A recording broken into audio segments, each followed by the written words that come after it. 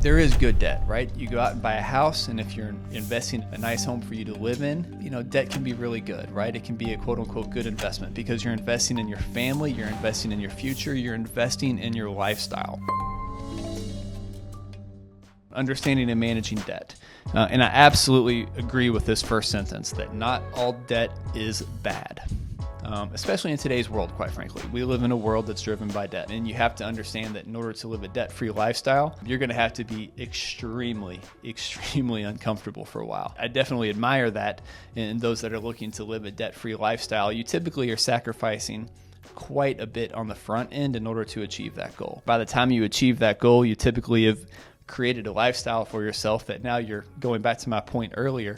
You're not really feeling comfortable to go out and spend that money that you now actually have the ability to go spend. I think when it comes to debt, you have to be very smart about it. There is good debt, right? You go out and buy a house, and if you're investing in a nice home for you to live in, debt can be really good, right? It can be a quote unquote good investment because you're investing in your family, you're investing in your future, you're investing in your lifestyle. Sometimes when you only look at the X's and O's, people tend to get a little bit scared of debt, but as long as you manage it accordingly within your cash flow, within your budget, it doesn't have to necessarily be a scary thing. And it's interesting now because with interest rates, now that interest rates have increased substantially over the last couple of years, I'm having to have this conversation quite a bit right now around whether or not folks should be paying off debt early. And when we have money market accounts and cash accounts that are paying upwards of 4.5%, 5%, it's really difficult for me to tell you to pay off a loan at 2.5%, 3% interest.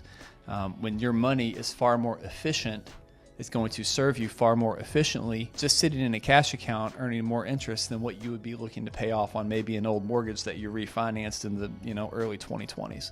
A couple years ago when interest rates got so low, so ridiculously low. And quite frankly, we'll probably never see those interest rates again.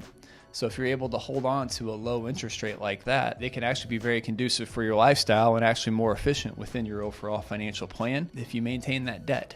As long as you maintain it, once again, along with the good cash flow, and you're not taking on too much of it. Debt becomes a really bad word, a really bad four-letter word when people take on too much of it that they cannot handle. As someone who used to be in the mortgage business prior to 2008, and I was seeing a lot of those subprime loans being handed out to borrowers that quite frankly did not deserve them. It did not shock me when 2008 happened and we saw a crash in the housing market. That was bad debt.